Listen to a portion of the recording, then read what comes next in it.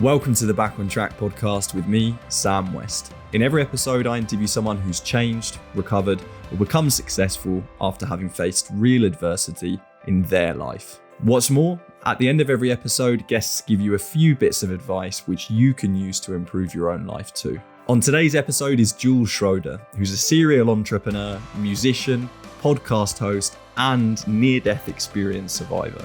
By Jules's mid-20s, she had already set up a number of profitable enterprises, one of which being a 7-figure publishing company. However, one day Jules returned from a skiing trip to find that one of her business partners had been embezzling money from the company accounts, and almost overnight, she found herself in $200,000 worth of debt through no fault of her own. Not only that, but Jules also had a wakeboarding accident soon after that, in which she almost died. But it was these two key events in Jules's life that caused her to reprioritize things and change direction. Since then, she's had an incredible amount of success, becoming an ambassador for education at the UN, joining Forbes Under 30, and starting up her own successful brand, Unconventional Life, which you'll hear more about in the podcast. So, without further ado, let's find out what happened by listening to her story from start to finish.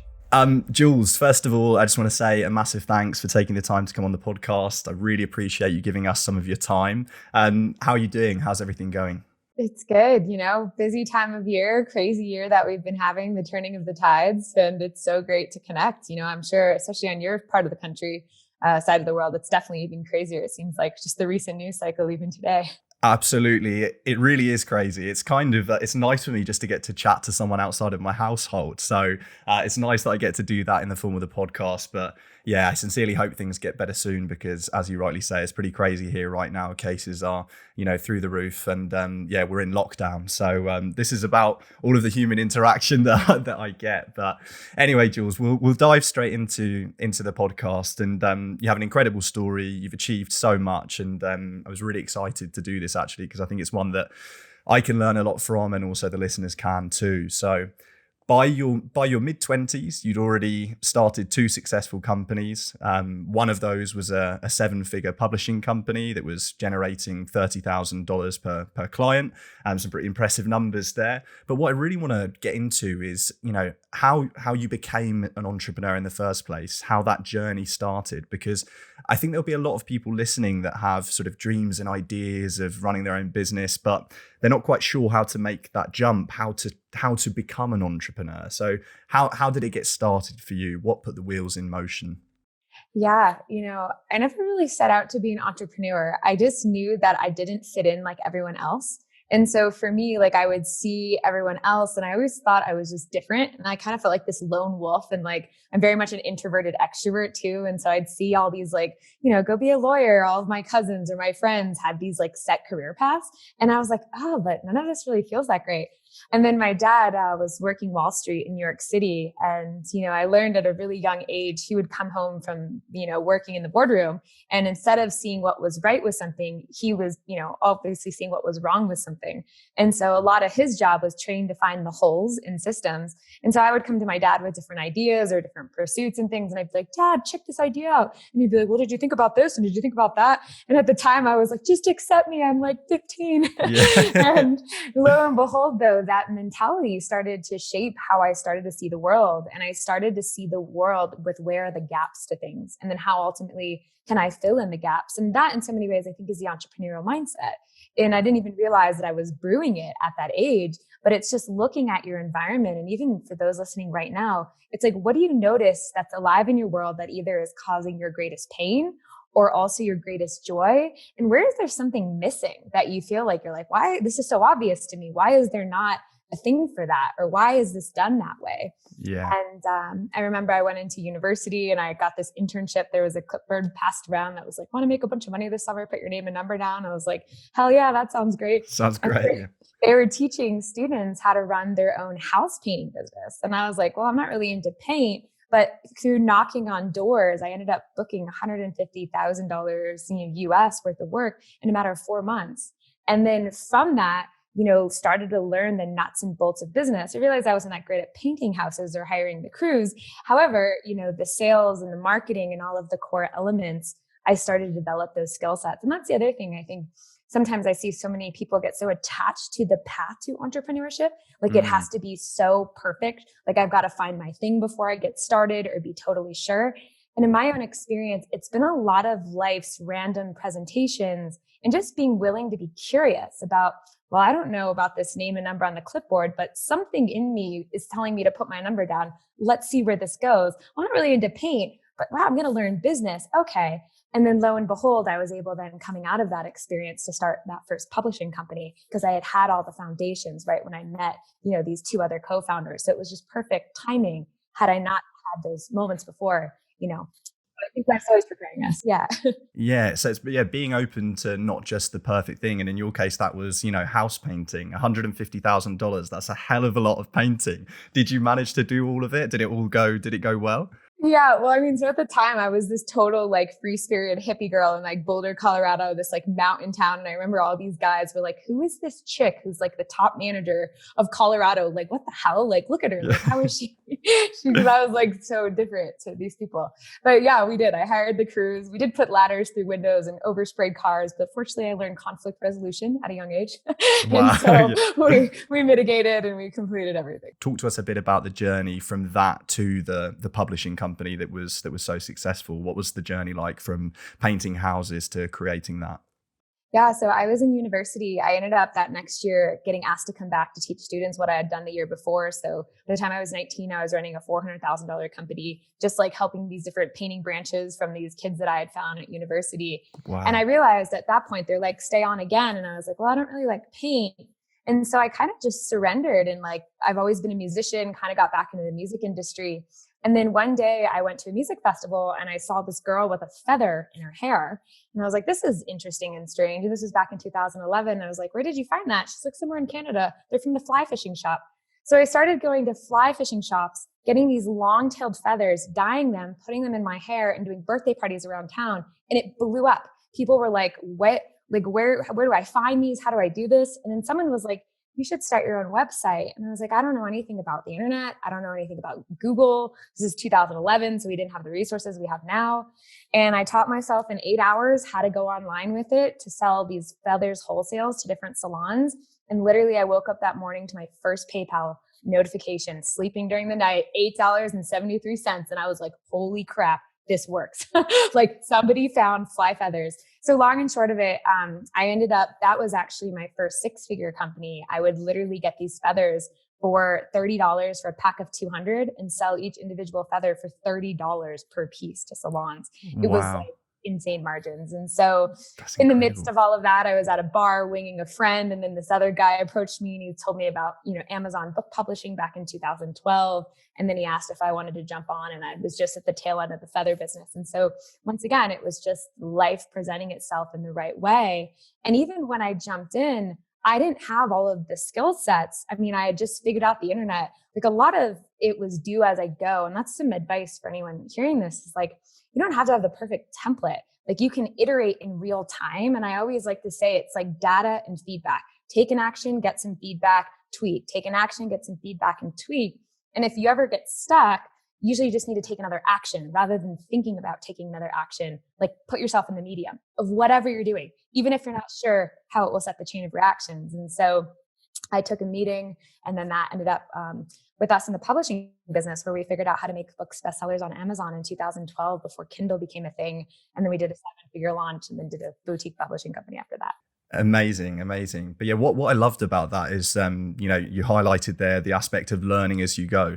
And I think so many people are really hard on themselves. They just think, I wouldn't be able to do that. I don't have the skill set. But I think anybody can learn anything with hard work and dedication and a little bit of self-belief. Anybody can learn anything. And I think your case shows that, from painting houses to feathers to publishing companies, bringing things online. You learned all of these things. They weren't dreams that you had when you were a child, I imagine, but you learned as you went, and things went really well. So yeah, a little bit of self-belief, hard work and determination, and people can get there. So it seemed like everything was going really well, but it wasn't that long, I imagine, before you hit sort of your first real rock in the road, a real difficult thing that life threw at you in the form of the issue of embezzlement in your company. One of your business partners was, doing things that he shouldn't have, and that put you in a bit of an awkward situation. Could you walk us through that a little bit?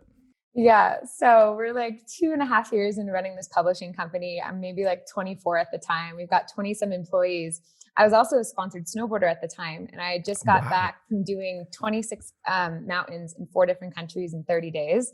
And so I like freshly was back from the US after being like in Switzerland and France and all these places. And my other business partner, him and I were dating. So him and I were on this like epic adventure race together. We both get back and we check in and like something's really off with the books. And we confront the guy, and literally overnight we end up in $200,000 worth of debt.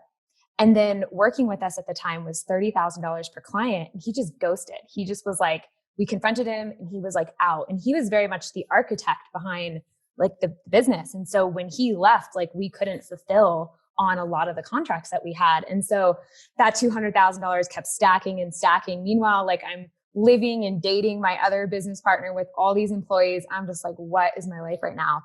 So I break up with the business partner who I'm dating. We're still living together. He eventually moves out, while every day we're in the process of like draining our personal savings, paying back clients, trying to start other businesses. And for 8 months, I was in this mentality of like, I need to do more. Something's wrong. I need to not work 6 hours a day. I need to work 12 hours a day and then 15 hours a day. And if I put in more effort and more determination and more time, then I'm going to fix it. And it's like Einstein's definition of insanity. You do the same thing over and over and you get stuck in the result. And it became that after 8 months or so. And I remember I was having these brain fogs, like so many hours a day from various concussions I had snowboarding and things like that. Oh, wow. So it was like this very compounding time, but it also was the first time in my life that I had to step back and actually ask myself, what was I chasing? Because I think at the time it was always the next peak of the mountain to the next peak of the mountain. And I never stopped to enjoy or even feel the success that I was having. There was always just the next goal. And I would tell myself when we hit this client or when we did this, and then those moments would happen, but then I was already, 10 feet, 100 feet ahead of me again.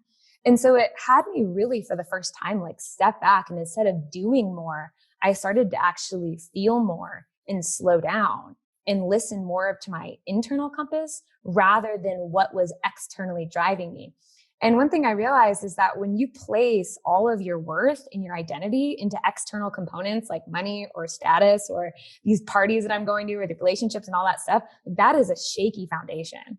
Yeah. And that at any moment, like you can make money, you can lose money. I've done it all in between, even bigger than the embezzlement losses and stuff. And at the end of the day, like if you're not good with yourself, then none of it matters. And so I feel like that little slap in the face from the universe in some ways was me starting more of my internal journey and kind of coming back to humility from this ego of like, ooh, I'm this hotshot, I'm going to take over the world. And like, it's easy in your 20s, at least for me, I was like, yeah, I'm going after it. And I think it's important to have dignity, but you also have to have humility. And I think that learning your own internal landscape, those foundational skills I learned during that time period have set me up to do way more success since then because I had that foundation rather than that external placement. Absolutely. So this humbling experience must have seemed terrible at first, but actually it helped you to have this sort of change of thought, to reprioritize things in your life. And this wasn't the only incident that caused you to sort of look at things in your life. Let's rewind back to July of 2015. There was you actually had a near-death experience whilst wakeboarding. Could you just walk us through a bit, what happened that day and just that whole situation in general? Yeah, totally. I definitely think I'm one of those people that needs like more of this, like the stubborn course corrects. Like I think we're always getting these little signals and I'm like, no, I'm going to do it my way. And then it's like, boop, what about this? So come back into alignment. And so, I actually remember, so it was July of 2015, all of this embezzlement stuff had happened in 2014. And so in some ways it almost was like paving the way, and the near-death experience was like the final completion of that cycle. And I was out wakeboarding just on a summer day in Colorado and out with the boys, and it was seeing who could get the most air, and the competitor in me was like going for it. And I Yeah. hit the water and I face planted, and I knew when I smacked, I was like, man, that hurt. But I've also sustained a lot of injuries that I kind of was like, quick self check. I'm like, I think everything's attached. I'm like, I'm in pain, but I felt good enough. And I got off the boat an hour later and I was in the bathroom stall. And I just remember barely being able to stand up and like hold on to like that toilet paper thing that you see on like your right or your left. And my whole body started to go numb and tingly. And I barely opened the door. And I just remember I looked at my friend and I was like, something is terribly wrong. And I guess they rushed me to the hospital. And my next memory was coming out of the MRI in the hospital, being visited by this white figure and 6 Black Shadow Council member. And we had this conversation that was, Jules, you have more work to do in the world. Do you want to do it? And at the time, they thought my neck was broken. They thought I might have been paralyzed. And I just remember saying yes, as long as I don't come back as a vegetable. And in that next moment, I was zapped back into my body. I felt this energy forge my neck back together and shoot down my spine. And the moment that I woke up, like back in my body, was like everything shifted. It was Wow. like the end of life being driven by me, which is like the start of embezzlement and all those things, to life coming through.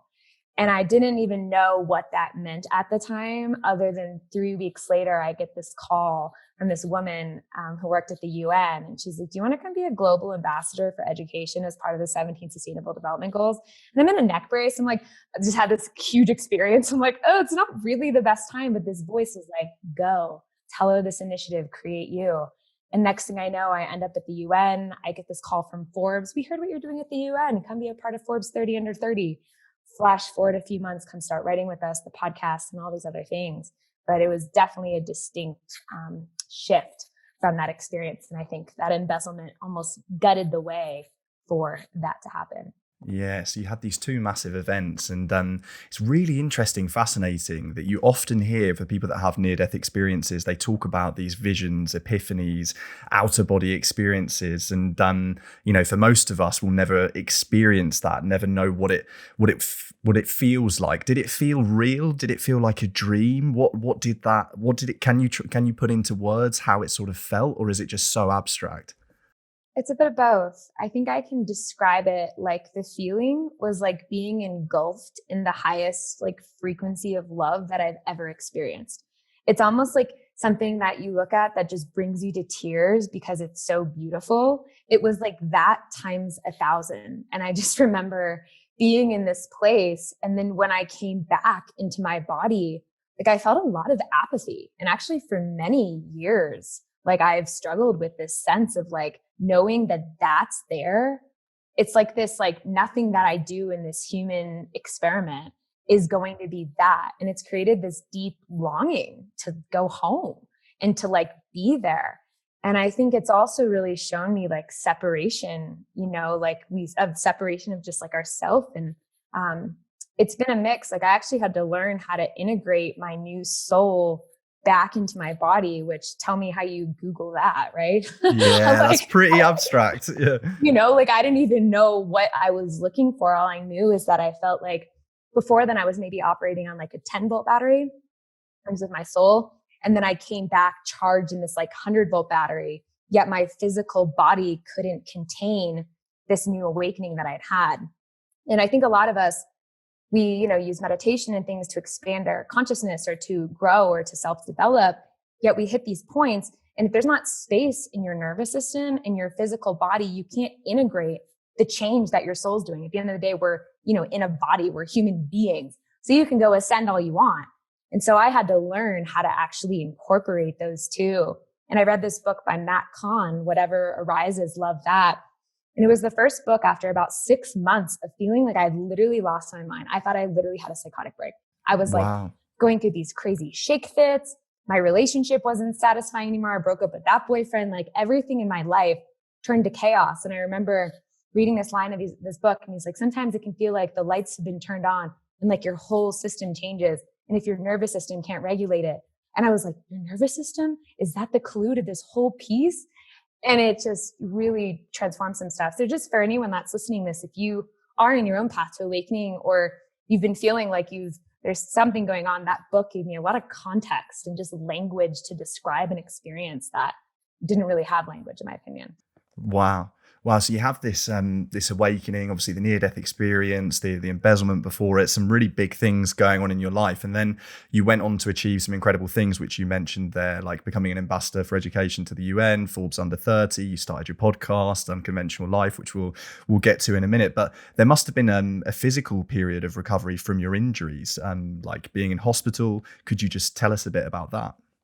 Yeah, it was definitely an interesting period. Needless to say, I fell in love with CBD, which at the time was actually more relatively new too, because I am not a person who's into like traditional painkillers and medication and things like that. And I just remember even when I came back into my body from that experience, this voice was like, "Don't take the drugs. Like the drugs are what's going to kill you. Like let us finish our work," as if I was still like being healed. And then I remember it was like later that next day that this voice was like, "Okay, like you're good to go." And I've been having that voice with me ever since in various different ways. Well, I hear these things, which I didn't have before. Talk about being on the line of like, am I batshit crazy or really onto something? and, but more than that, yeah. So it was definitely a period. And I think what was hard is because it was my spine, it's hard to like, you can't see your spine. So even when I was done with the neck brace, like I would do something even small as like yoga or just even reach for something. And it would disrupt my whole spinal column. And then I would be back bedridden for like weeks on end. And so it's like all, your central nervous system is all connected. And I got present to that connection in a whole new way. And then also like healing from the neck brace and that was not that big of a deal. But what you couldn't see, especially to the outside, when someone's like, "You look fine." And then you're like, "Well, actually I'm not." And I've also dealt with a lot of concussions and fractured vertebrae from my snowboarding and things like that. And that's also like an invisible illness. And sometimes, like, especially for those that like love you or that are close to you, like it's really hard to put into words what you're dealing with. And if anyone is listening to this that resonates with that, like you're not alone. Like it's been a really big part of my journey is like having, whether it was the central nervous system, probably for about 8 months or 9 months, was I like basically frozen physically, like, cause I didn't know what, like if I was going to grab something, if that was going to tweak something or like, it was wild. So it was like, talk about being handicapped, and then also present, very present. And that makes it even more incredible, all of the things that you went on to achieve after it. And, we spoke about this change of thought that you had. And I think very often in life, people say, I had this turning point and everything changed. But again, it can feel often quite abstract to people. What practical things did you do after that near-death experience and after your period of recovery? What practical things did you do to change things and to create all this success that you've since had? Yeah. Well, the first thing I did was I started listening a lot more. And I think that, a lot of times I might have said I was a listener, but I was very much only listening to my agenda, and I was in the business of being busy. So whether that was full workout schedule into full call schedule into full like podcasting or book reading or self-development, like there was actually no space for me to hear or actually reflect any of the process that I was in. I was just doing. I was like a human doing machine rather than a human being machine. And when I started actually just giving more space, realizing, hey, I don't need to cram all this into one day. What if I just like have some actually periods? Maybe if you're listening to this, you start with even like 30 minutes and you're like, it's just unstructured.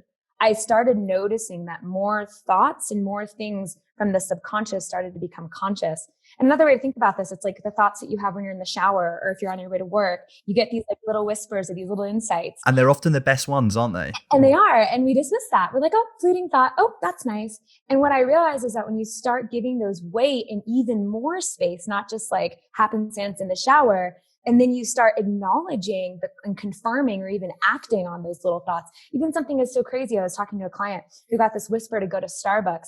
He ends up at Starbucks. He sits down at this table. It's this guy who ends up investing $10 million in this company 3 weeks ago. No way. And had he been like, "Well, this is ridiculous. I don't need a coffee. Why would I go to Starbucks?" But he had been in this trained practice of listening and confirming. What I find is it starts telling, universe, God, however you want to relate to it, like, hey, we've got a communication line here. There's a relationship happening. I'm open for more info, rather than being constipated to some degree. I think we get really constipated with our thoughts. And if we don't get in the practice of clearing them or confirming them, then we just consume them.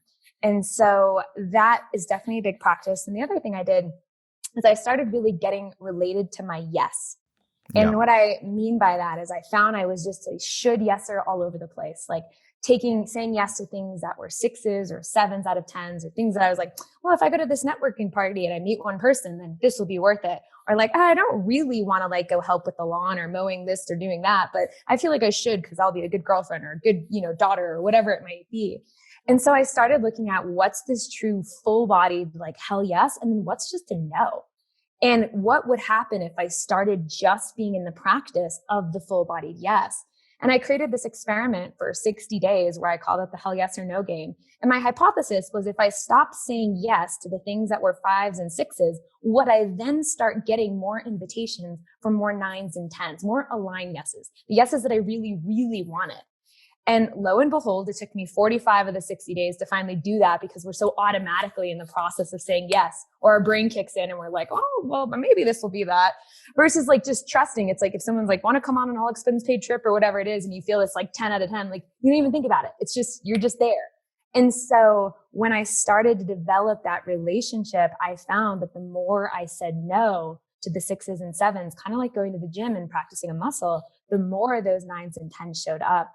And one way, you can think about this is, I wrote on a few pieces of paper everything in my life that I was responsible for or committed to, from emails to workouts to clients to friends to family. And I just brain dumped it all on a piece of paper.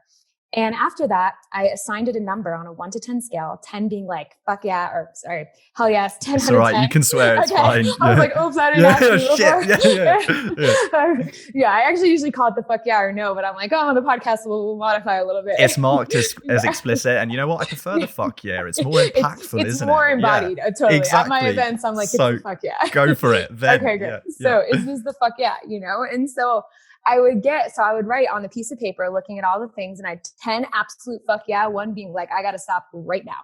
And when I looked back at my paper, and I didn't think twice about it, like when I looked back and actually digested the information, I found that the majority of my time, like 80% of my time, was in 6s and 5s and 6s. And only 2 things were like 9s and 10s, which was playing music and going to CrossFit. And I was barely doing those more than 10% of my time because of all this stuff. And when I started reprioritizing to those 10s, more CrossFit, more music, made 2 more music albums, I then noticed everything else in the system came into greater harmony. And that allowed for a lot more just natural alignment and success to follow. Wow, I love that. Both of these things are so practical, and it really, shows us as listeners how you went about making these changes. Mm-hmm. And the thing is they're both so related.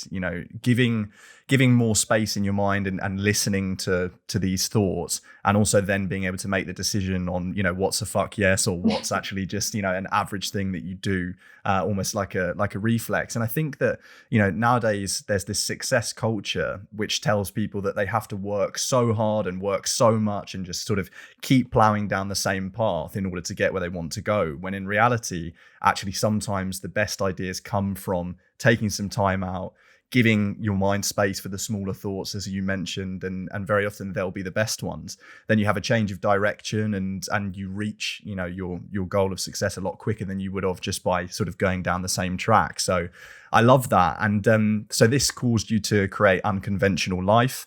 And one thing that you say at the start of the podcast, which I love, is if the guest is ready to take listeners down the path less traveled. Now, I think I know what that means, and I think it's pretty fundamental to Unconventional Life, which is not only a podcast but other things as well. But yeah, could you just explain to us sort of a bit about that phrase at the start of the podcast, and a bit about what Unconventional Life is, as a whole? Yeah. So Unconventional Life really, it was birthed from the NearDeath Experience, and it started just as a way to tell stories. And at the heart of like taking the path less traveled in Unconventional Life, if I could distill it down to one word, it's permission. And as a friend calls it, she's like, per my mission.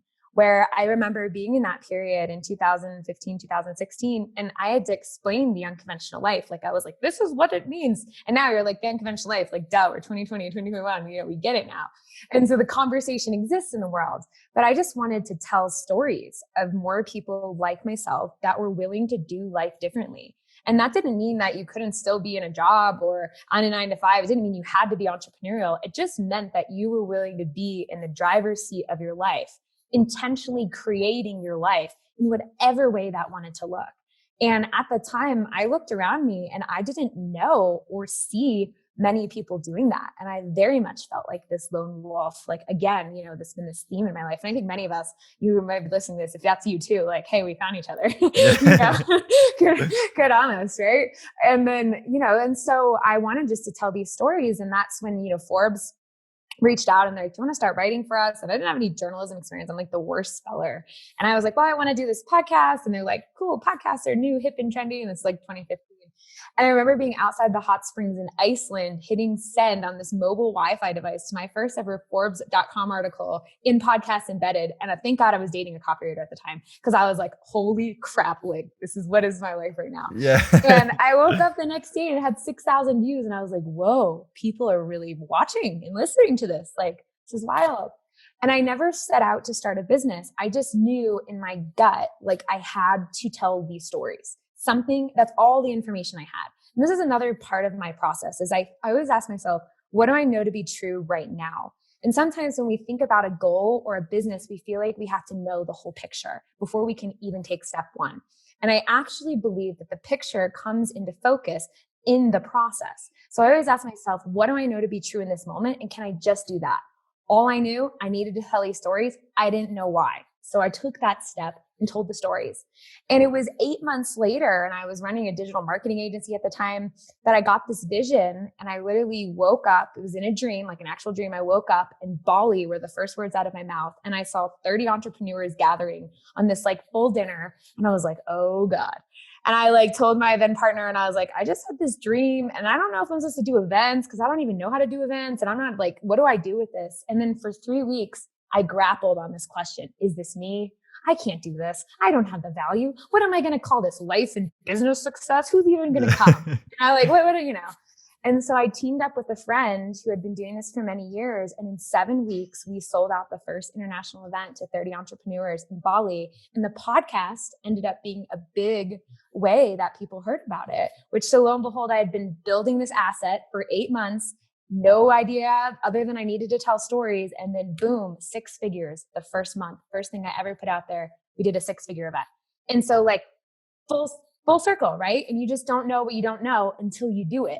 And it was the last day of that event, day 5, where I was the first time in my life where it felt like a full on fuck yeah, that all of my gifts, like I teach yoga, I love music, my ukulele, I geek out and nerd out on business, connection, bucket list experience, travel, all got to have a seat at the table at the same time. And it was the first time that I had this sense of like completion with myself, of like, whoa, this is like all of me. And I was like, I don't know if we'll do this again, or when, where, or how much. And then it was like, give me a deposit. And 30% of people started giving me money on the spot. No future events planned. I didn't even know how I was going to take payment. And I was like, okay, I think I'm onto something. And then that birthed, you know, all these treats and success years later, but you just never know until you know. I mean, so many things to digest there, so many things to digest. And first of all, I mean, it seems like you have really useful dreams and visions. Mine are like, this is what I ate yesterday. You know, they're really not that useful at all. Yours seem to lead you down this path of success. So very jealous of your dreams there. But so what exactly happens at the events? What do they teach, or what do they give to entrepreneurs? Yeah.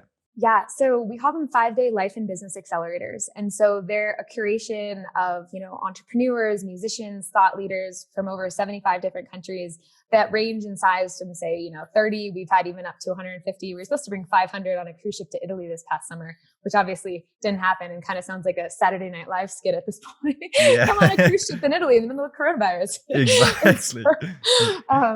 But what happens is these people who come very much are in transition, meaning they feel like there's this gap between this internal knowing they have about themselves versus what their external reality looks like. And usually that gap, it's like you feel it when you wake up, or you feel it like in not the day. And there's like this sense that there's more, but it's not like showing in the expression yet.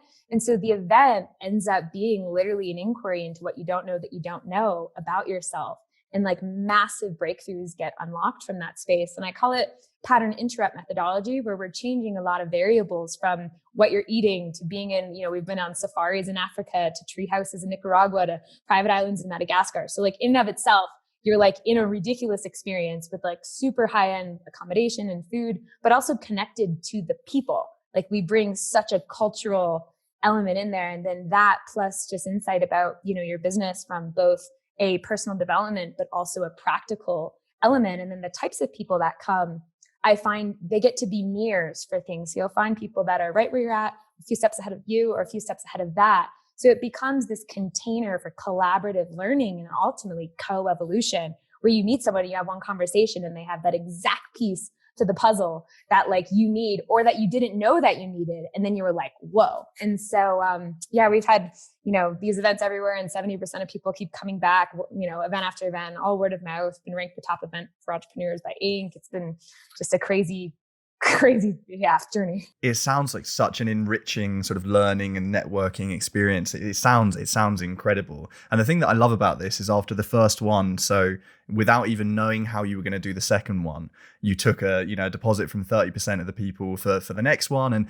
that just screams to me that, you have this sort of inner drive, sense of belief that you can achieve it even without the plan sort of fundamentally being there. Is that something that you either have or you don't as a person, or is that something that you can teach yourself? Because I'm sure there'll be a lot of people listening who would think, no, there's no way I would have the confidence to do that. I'd have to map it all out first. That would make me really anxious. Is that something that you either have inherently, or can you teach yourself to sort of be that force and have that belief? I think it's a bit of both. And I think what it ultimately is, it's a choice. So like every time I remember like after the event and I took the deposits, I literally was like, oh my God, have I lost my mind? Like, where am I taking these people? I don't even know how to replicate what I just did. What did I even do? Like, what was this? And what I mean by that is I think that fear, like, and if someone listening to this, you're like, oh, she's ballsy or she's just going to go for it. Like, there is not a moment, if you really knew me, that I am not like completely terrified in the process. But I'm just like in, and like, I just like feel what I call following the aliveness. And then ultimately, I think following the aliveness means finding the alignment. And so I do believe that if there's something that keeps, especially a pattern that keeps nagging at you or that you keep feeling drawn to, that's very much where the aliveness and ultimately alignment is. And so when you take those steps, even if they terrify you, my advice is to put small wins on the board that give you new patterns and confirmation. And that's the one thing I see a lot of is so many entrepreneurs or people, they do all this self-development work or all this belief work, and then they're like, nothing changed. I still feel the same way. And what didn't change is there was no new actions to create new neural pathways, new brain patterns to actually give you new evidence to update your, I can't do this. There's no way I can make it happen, blah, blah, blah. And I remember when I put down a deposit for $100,000 for one of our events, like 3 years later, I was literally like, wow, I'm going to have to sell my arm, my kidney. Like, I don't know, like if no one comes. And it was the biggest leap I had taken at that point. But there was no way I would have gotten there had I not done small incremental wins on the board. And that's coming back to this as well, is like, don't play for all of it. What's one win you can give? What's one new neural pathway, new brain pattern you can establish? And that might be picking up the phone or posting on Facebook of like, I've got this crazy idea and I don't know if it's any good or not. Like, what do you think? And then boom, like, see what happens. So it's slowly sort of changing your behavior and teaching your mind, and also rewarding yourself, as you say, for the little wins. Set little goals, because you do need confidence when you start something up, and if you go for the big goal straight away, inevitably you might not get it, and then that's going to ruin your confidence, and the thing's sort of ruined before it gets started. So I love that. And so sort of going back to Unconventional Life, another thing that I love is the mission that you have written on your website, which is something along the lines of empowering especially millennials to live a life by their own design, where their greatest passion is also their source of income. I mean, yeah, love that. Who wouldn't want to live life that way? And you've already touched on a load of useful things throughout this podcast about how somebody can make that happen. But is there anything that you haven't said that you would add to that can really help someone make that change? Yeah, I think what it comes down to is, for me, it's community. It's having people that have a greater listening of you than you do of yourself sometimes. And there is no way, like, if I come back to that dream that I had, if I didn't have my boyfriend who was willing to go on many nature walks through the Colorado woods and help me talk it out, and B, have that friend that's like, hey, I've been doing this for 15 years. This is really easy. Like, there's no way that I would have gotten to where I've gotten. And then ultimately just having peers that don't think you're crazy. And I think a lot of times, we go to our loved ones or our parents or whoever it is to share our ideas, but they're not our ideal avatar or client. They're not like us a lot of times. And so we hear their perspective and then we then assume, oh, well, that's not very good. Oh, this is too risky. You're right. I shouldn't do that.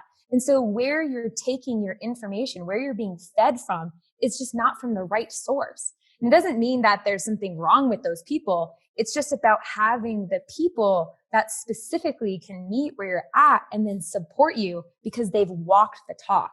And that's the other thing I always come back to in my life is like, I only get advice from people that I feel like actually have embodied and lived the thing I wanted to live. And like the amount of people that will want to give you relationship advice, that's like, well, what does their relationship look like? Yeah. Is this inspiring you? Someone wants to give you entrepreneurship. Have they ever been an entrepreneur? Have they ever made money in business? Or are they just projecting? And so I think it's important to surround yourself with people that are actively doing and living or have lived the pieces of your life that you want to learn from. And if you're not, it's not saying you need to reject those people, but it's just saying be more aware of that source and ultimately create community. And that's why, I think Unconventional Life, we got started and why I've continued to run it in all these years. It's like, it's fed me. It's pushed me to bigger places. And without it, like, left to my own devices, I'm in a hermit hole, like up in the woods surrounded by national forests, like I'm not coming out. So like I need, you need that. And that just would be a reflection is if you don't have that in your life, even if one person, even in this podcast, if something resonates with you, like message me, like I'll connect you to people in the community, like just find that person that can hold that bigger space for you to step into if you don't have that. That's such a nice thing to say. Yeah, to say reach out to me. And yeah, connection is the most important thing in so many instances, isn't it? For various different things in life, other people, hold the key to, to get you to where you want to go. But one thing I was going to ask you there is, some people might be listening and they'll think, yeah, totally agree with that. Community, connection, ask people that have been there. But what about if somebody's starting out and they don't really know anyone? How is it a question of messaging people on LinkedIn? Is it like, how do you go about creating your community? I think it's a bit of both. I remember one time I got approached by this woman, Jess, and this video came in my inbox and she made a whole 3-minute video introducing herself to me. And she had like checked me out and she's like, here's what I love about you. And then she like put screenshots of like things that I had done and my music and all this stuff. And I was so blown away. And then there was like, she put the video on a page with a contact form. And if you want to talk to me after this video or you want to connect, just fill out the form below. Like, who's not going to fill out the form below? That's after amazing. Someone's like, and it was like so flattering. I was like, wow, like, does this person actually think I'm like something in the world? Like, well, this is cool. You just have these moments, like, I'm just a person existing, right? So I would see that so I've used that strategy. I've done that video. I remember I was trying to get a gig with writing for the New York Times and it was the same thing. I reached out the editor and did a video like that and we created a conversation. So I'd say the first thing is like, if there's someone you want to talk to, everyone's accessible. And especially right now, everyone's home, everyone's available. And the amount of people that I'm connecting with on my podcast or even cold reach outs on Instagram, like my assistant was like, let's try this. And I'm not that big into social media. And anyways, it's yielded a lot of results. So I would say like, everyone's accessible. You just got to go for it. Make a video, even a little reach out on Instagram, or even just see like who's in your immediate circle. And sometimes I'll just post on Facebook, like, hey, I'm looking for someone who's really awesome. Like the other day or other week, it was about book writing, who's great at the book writing process. Comment if you know anyone. And just blanketed suggestive things like that, I find can yield a lot of unexpected results, or the link, one person who comments, who links to another person. And then once again, you follow the threads and boom. Yeah, absolutely. And it's just having that confidence to reach out. As you say, everyone is accessible. And you think when you're messaging someone, there's no way they're going to reply. And then they do. And then that could be the connection that takes you to where you want to go. So yeah, I love that. And that's how we got connected. So absolutely. Yeah. I essentially cold called you or cold emailed you and here we are now. So you were kind enough to come on. Jules, one thing you mentioned there, which I know is really important to you, perhaps one of the most important things, is your music. Where does that fit into your life? How is it all going, and where do you want to go with that? Yeah. So this was like my biggest part of my self-expression that I felt like didn't have an expression. Like I remember when I was 18, my dad was working Wall Street. Naturally, he's like, don't be a musician. Only the 1% make it, and it's too risky and you're never going to make any money.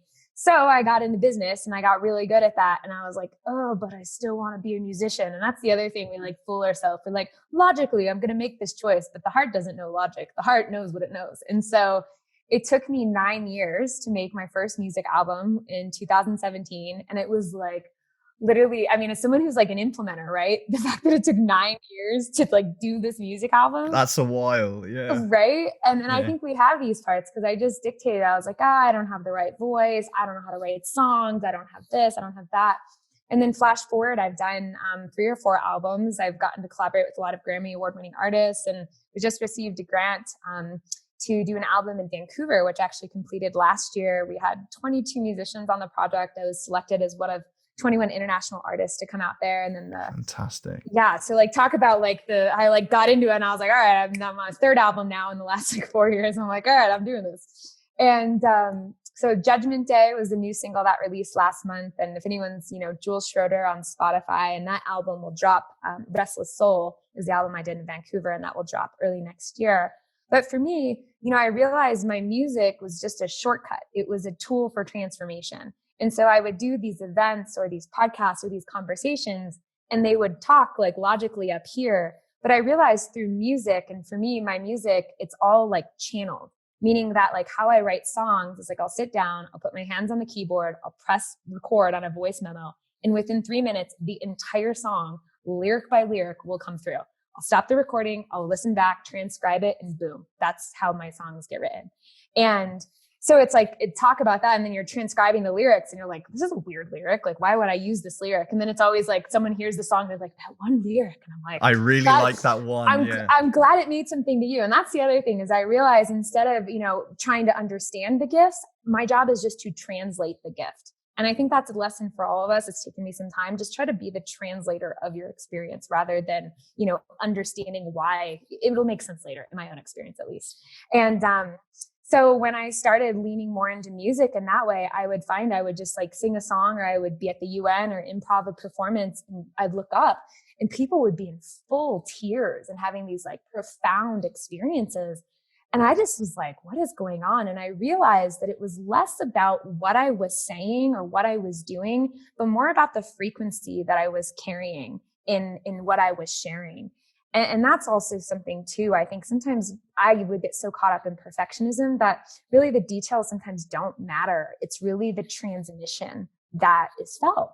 And so music I found is one of the fastest tools to do that. And that's why I've kind of doubled all in, but I definitely weave music into my events and all these other things. And I think moving forward, I see a lot of merging, especially for entrepreneurs who want to lean more into their creative passions and have a structure to incorporate them in their businesses. I feel like some hybrid business is going to get launched at some point. So. I love how you interlink everything. Some people would think music, entrepreneurship, these events, there's no way they're connected, but you see the connection there and you find a way to make it all work. And I guess it goes back to, the fundamental thing of, unconventional life, which is basically making your passion, your income and living a life by your own design. Jules, you've achieved so much. I've loved talking to you about all of this. And a way that I finish off the podcast is I get guests to give listeners a couple of bits of advice.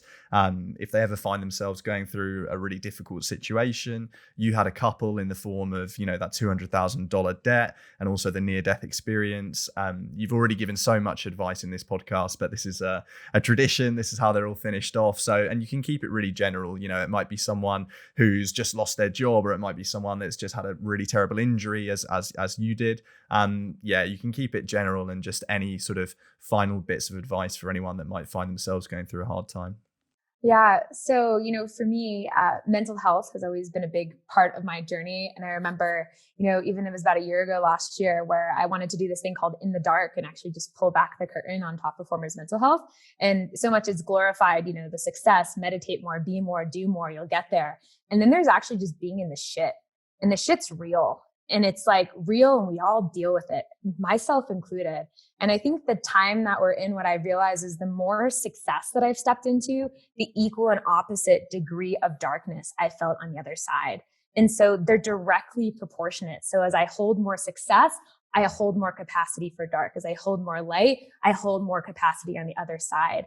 And I feel like we don't talk about that enough. Somehow it's just like you see the success and we think that's the destination. But I actually find your ability to be in the dark and navigate when like you're feeling depressed or anxious or you're feeling sad, or even at times it might even be like suicidal, especially with what's been happening in the world, like even just having thoughts about it. Like it's all a part of the experience. And I also want to just offer that like you're not alone in that, and going for it, like putting your soul and your heart out there is freaking terrifying. There is no part of that that doesn't suck at times. And there's no part of that that you do not get super confronted in. And if you don't get confronted in, you might not be playing a big enough of a game. And so I just want to offer, like, I deal with that, and it's so okay to deal with that. And so my advice is just like connect and start sharing more. And that's been a commitment to myself, this like breaking my own silence, or breaking the silence that like entrepreneurship is this one way. It's all of it. It is the high and the low. And it is in the integration that we actually can sustain what we're creating. That's really insightful. And also, you know, I think sometimes it's hard to see the meaning in the lows, but very often the best ideas come out of suffering. You know, you have to suffer sometimes to then have the extreme success at the end, and you can turn that pain into power in some way, whether that's, you know, I don't know, sharing your experiences and becoming a mental health blogger or whatever that is, or creating music, you know, using your pain as a source of inspiration. There are so many ways that you can turn it around. And yeah, I love the things that you shared there. So Jules, I just want to say it's been a pleasure to talk to you. I feel like I've learned so much. I hope listeners have too. And yeah, thanks so much for coming on. I really appreciate you giving us some of your time today. Yeah, thanks so much for having me, Sam. Thanks so much, everyone. That's it for today's episode, guys. Thanks so much for watching. If you did enjoy it, please do give it a like and hit subscribe down below. It really helps the channel out, and also that way it makes sure that you never miss an episode. If you've got a story you want to share on the Back on Track podcast, get in touch, give me a shout. I'd love to hear from you via info@backontrackpodcast.com.